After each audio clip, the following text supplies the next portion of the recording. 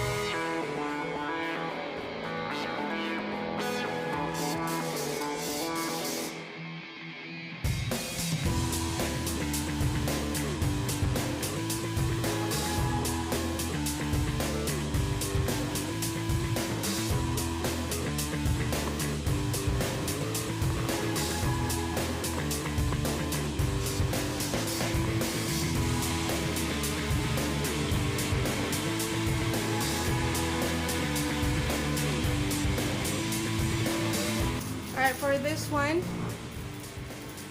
lock natin dito sa may baba. Para mag-balance siya, you have to release the lower part here, all the way to the top.